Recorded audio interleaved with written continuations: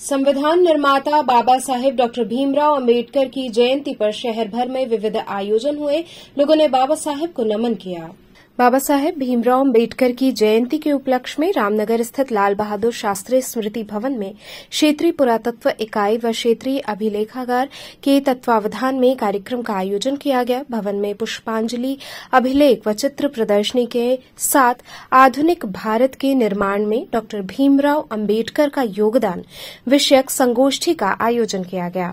कार्यक्रम का शुभारंभ बाबा साहेब के चित्र पर पुष्पांजलि अर्पित करने के साथ हुआ। अभिलेखों में बाबा साहेब के जीवन की विशिष्ट घटनाओं को क्रमवार प्रस्तुत किया गया। बाबा साहेब के लिखे पत्र, प्राप्त छायावृत्तियों और उनके कोलंबिया विश्वविद्यालय में प्रवेश से संबंधित अभिलेखों के साथ साथ बाबा साहेब की जीवन यात्रा को चित्रों के माध्यम से प्रस्तुत किया गया। डॉक्टर अंबेडकर के दौर के तत्कालीन नेताओं, परिवारी जन, मुंबई स्थित आवास, श्रम मंत्री के रूप में कार्य करते चित्रों को लोगों ने अपने मोबाइल में संकलित किया। इनका पूरा परिवार सर कबीरदास से प्रभावित था। शुरुआती दौर में आर्मी में भी जो भूमि हुई, छावनी में इनका पूरा परिवार। देखिए, हमने जो लगाया है अंबेडकर जी के पूरे जीवन काल को अभिलेखों और चित्रों के आधार पर प्रस्तुत करने का प्रयास किया है। हमारा ये प्रयास है कि अंबेडकर जी के विचारों को लोग जाने, साथ में ये भी जाने कि उनका जीवन काल कैसा था, वो अपने जीवन में कैसे वो दर बदर बढ़ते रहे और एक राजनीतिक तौर पे वो अपने आप को उन्होंने स्थापित किया। 1891 में जो व्यक्ति जन्मता है और 1900 में एडमिशन लेता है पहली बार कक्षा में, तो हमारे पास उस दस्तावेज है जब वो 7 साल की अवस्था में हाई स्कूल पास करते हैं और इंटरमीडिएट में एडमिशन लेते हैं। उस समय इंटरमीडिएट की जो पढ़ाई होती है वो यूनिवर्सिटी में होती है, तो यूनिवर्सिटी में प्रवेश लेते हैं और 3-4 सालों में अगले उनको एक अच्छे स्कॉलर के तौर में जाने लगता है और सीधे अमेरिका के कोलंबिया विश्वविद्यालय में उनका मास्टर्स में एडमिशन होता है। इसी तरीके से उन्होंने लंदन में पढ़ाई की और अमेरिका के दूसरे विश्वविद्यालय में पढ़ाई करते हैं, भारत में आके अध्यापन करते हैं, एज ए वकील भी काम करते हैं और फिर एक राजनीतिक नेता के तौर पर कैसे डेवलप करते हैं, हमने ये प्रयास किया है इसमें बताने का। तो अभिलेखों में हमने ये बताया है, फोटोग्राफ्स में उनके जीवन यात्रा जैसे किस तरह से लोगों से मिले हैं, किन से कैसे संबंध थे, कौन कैसे उनको उनके जो व्यवहार हैं, विचार हैं, कैसे लोगों में फैलते हैं, इसको फोटोग्राफ्स के माध्यम से दिखाया। फोटो कहाँ से आप लोगों ने? ये फोटोग्राफ्स हमने विभिन्न अभिलेखागारों से प्राप्त किए हैं। कुछ हमारे अभिलेखों भी हैं के बांट रहे हैं और महू से हम लोग को बहुत सारे अभिलेख मिले हैं और उनका जो आवास बम्बई में है वहाँ से हमें फोटोग्राफ्स प्राप्त हुए। मेरा नाम डॉक्टर हरेंद्र नारायण सिंह है, मैं क्षेत्रीय अभिलेखागार वाराणसी में कार्यरत हूँ। हम सभी जानते हैं कि आज भारत रत्न बाबा साहब भीमराव अंबेडकर की जयंती है, तो इस अवसर पर उत्तर प्रदेश संस्कृति विभाग के तीनों इकाइयों द्वारा क्षेत्रीय पुरातत्व इकाई, क्षेत्रीय अभिलेखागार और लाल बहादुर शास्त्री स्मृति भवन संग्रहालय के संयुक्त तत्वावधान में एक छायाचित्र और अभिलेख प्रदर्शनी का आयोजन किया गया है।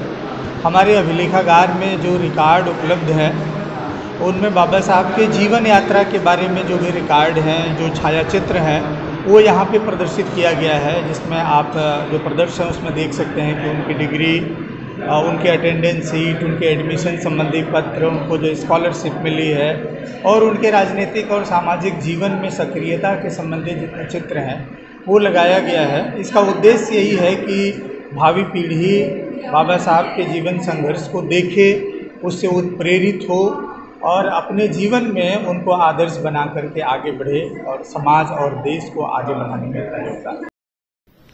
इसी क्रम में बोधिसत्व बाबा साहेब डॉक्टर भीमराव अंबेडकर की जयंती के अवसर पर अंबेडकर जयंती समारोह समिति वाराणसी के तत्वावधान में डॉक्टर अंबेडकर स्मारक कचहरी पर भव्य आयोजन किया गया, जिसमें हजारों की संख्या में बौद्ध अनुयायी तथा अंबेडकरवादी लोग सम्मिलित हुए। कार्यक्रम की रूपरेखा पर समिति के अध्यक्ष अरुण कुमार प्रेमी ने अपना वक्तव्य रखा। कार्यक्रम का शुभारंभ डॉक्टर भीमराव अंबेडकर के समक्ष पुष्प की माला चढ़ाकर किया गया। इस अवसर पर विविध कार्यक्रम आयोजित हुए, जिसमें उपस्थित लोगों ने सहभागिता की। भारतीय संविधान जिंदाबाद, भारतीय संविधान जिंदाबाद, भारतीय संविधान जिंदाबाद, भारतीय संविधान जिंदाबाद। आज बाबा साहब डॉक्टर अंबेडकर की जयंती है इस जयंती के अवसर पर हम इस बात का संदेश देना चाहते हैं देशवासियों को कि जो कार्य बाबा साहब अम्बेडकर ने किया वह उन्होंने किया, जो कार्य उनके विचारों के अनुरूप अभी होना बाकी रह गया है उस कार्यों को हम सब मिल करके उसे पूरा करें।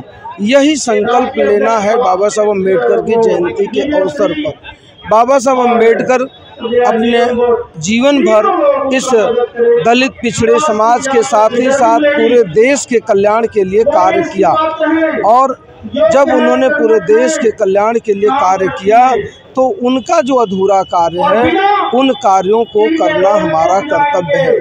बाबा साहब ने हमें पढ़ने का अधिकार दिलाया, बाबा साहब अम्बेडकर ने हमें नौकरियों का अधिकार दिलाया, बाबा साहब अम्बेडकर ने इस देश में सार्वजनिक स्थलों पर चलने का अधिकार दिलाया, बाबा साहब अम्बेडकर ने हम सबको सार्वजनिक जीवन में समानता का अधिकार दिया, स्वतंत्रता का अधिकार दिया। आज भारत का संविधान खतरे में है। तमाम बार ये बात सवाल उठता है कि बाबा साहब अम्बेडकर ने जिस संविधान को बनाया वह संविधान इस समय खतरे में चल रहा है। उस संविधान को बचाना हमारे लिए सबसे महत्वपूर्ण है, क्योंकि भारत का संविधान बचा रहेगा तो हमारा सम्मान बचा रहेगा। भारत का संविधान बचा रहेगा तो इस देश में लोकतंत्र जिंदा रहेगा। भारत का संविधान बचा रहेगा तो हमें वो अधिकार मिलेगा जिस अधिकार को बाबा साहब ने दिलाया है हमको। तो साथियों, मैं इन्हीं शब्दों के साथ आज पुनः मैं इस देशवासियों को बधाई देता हूं बाबा साहब के जन्म दिवस की और मंगल कामना करता हूं। बाबा साहेब डॉक्टर भीमराव अम्बेडकर की जयंती पर शहर भर में कार्यक्रम आयोजित किए गए। इसी कड़ी में नगवा लंका स्थित सत्यप्रकाश सोनकर राष्ट्रीय महासचिव अम्बेडकर वाहिनी के आवास पर अम्बेडकर जयंती समारोह का आयोजन किया गया, जिसमें मुख्य अतिथि के रूप में प्रदेश कांग्रेस अध्यक्ष अजय राय ने शिरकत की। इस दौरान उपस्थित सभी लोगों ने बाबा साहेब डॉक्टर भीमराव अम्बेडकर के चित्र पर माल्यार्पण किया और उन्हें नमन किया। उपस्थित अतिथियों का स्वागत उन्हें अंगवस्त्र प्रदान कर किया गया। इस मौके पर उपस्थित सभी लोगों ने बाबा साहेब के जीवन पर विस्तार से प्रकाश डाला और अपने अपने विचार व्यक्त किए। कार्यक्रम के दौरान सपा पदाधिकारी भी मौजूद रहे। उनके बहन को आपकी सबूत मिले? नहीं, वो तो तैयारी कर ही रहे हैं संविधान बदलने की, वो पूरी तरीके से। वो तो ये दूसरे या तीसरे सांसद होंगे। इसके पहले एक साउथ के सांसद ने, कर्नाटक के सांसद ने बोला ही है पहले कि हम 400 भाई दो हम संविधान बदल देंगे। तो लल्लू सिंह का भी बयान आज आ गया कि 272 मिल जाएगा तो संविधान बदल देंगे, आरक्षण ख़त्म कर देंगे, गरीबों का काम ख़त्म कर देंगे और पूरी तरीके से नौकरी ख़त्म कर ही दिए हैं, जो बची खुची है वो भी समाप्त कर देंगे। और आज अम्बेडकर जी की जयंती है। अम्बेडकर जी की जयंती के बाद अवसर पर अगर ये बात बोला जा रहा है कि हम संविधान ख़त्म कर देंगे तो सीधे सीधे अम्बेडकर का अपमान होगा। देश में जो संविधान उन्होंने बनाया, जिस संविधान से हम आप सब लोग काम कर रहे हैं, चल रहे हैं, वो सारी चीज़ों को ध्वस्त करने का और अम्बेडकर जयंती के दिन उनका सीधे सीधे अपमान है। सीधे सीधे उनकी जो है बनाई हुई चीज़ों को ध्वस्त किया जा रहा है। इसी कड़ी में नेशनल इक्वल पार्टी के अध्यक्ष शशि प्रताप सिंह ने पार्टी कार्यालय भरलाई शिवपुर पर कार्यकर्ताओं के साथ संविधान सभा के अध्यक्ष और निर्माता, भारत रत्न, गरीबों, पिछड़ों, दलितों, आदिवासियों, अल्पसंख्यकों का हक देने और दिलाने वाले डॉक्टर भीमराव अम्बेडकर की 133वीं जयंती मनाई। शशि प्रताप सिंह ने कहा कि डॉक्टर भीमराव अम्बेडकर को दुनिया भर में पूजा जाता है। डॉक्टर अम्बेडकर कमजोर वर्ग को शिक्षा लेने का अधिकार दिया। आज भारत रत्न संविधान सभा के अध्यक्ष, संविधान के निर्माता डॉक्टर भीमराव अम्बेडकर जी की 133वीं जयंती पूरे विश्व में मनाई जा रही है। मैं Shashi Pratap Singh, national equal party अध्यक्ष, अपने कार्यालय पर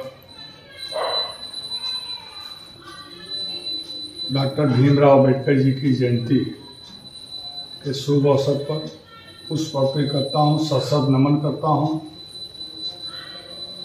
चाहता हूँ कि बाबा साहब ने देश को संविधान दिया, हर लोगों को वोट का अधिकार दिया, हर लोगों को शिक्षा के मार्ग पर चलकर सब कुछ पाने का अधिकार दिया। शिक्षा का मार्ग को आगे बढ़ाया। बाबा साहब ने देश के निचले स्तर पर रहने वाले लोगों के लिए आरक्षण के माध्यम से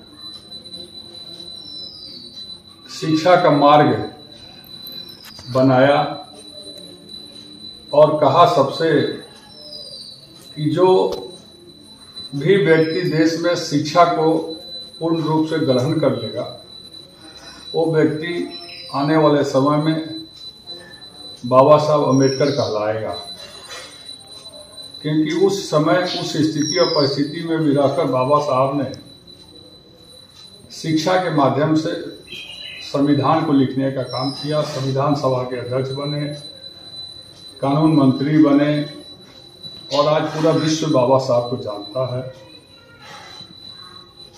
लेकिन दुर्भाग्य इस बात की है कि बाबा साहब के जाने के बाद जो शिक्षा का मार्ग और रास्ता बाबा साहब ने दिखाया था, उस मार्ग को छीन-बीन करने के लिए, अवरुद्ध करने के लिए और उस निचले स्तर को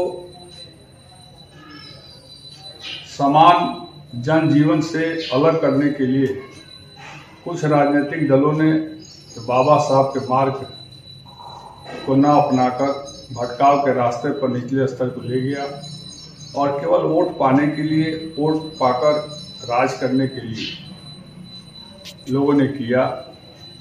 आज देश को जरूरत है बाबा साहब के बनाए गए मार्ग पर, बनाए गए रास्ते पर चलकर देश को विश्व गुरु बनाने का, और बाबा साहब के बनाए गए मार्ग पर ही चलकर भारत विश्व गुरु बन सकता है। आज इनके 133वीं जन्म जयंती पर मैं देशवासियों को हार्दिक शुभकामना और बधाई देता हूं, इस बात के साथ कि शिक्षा का मार्ग और शिक्षा का रास्ता जो बाबा साहब ने बनाया है कानून के माध्यम से, उसको आगे बढ़ाने की जरूरत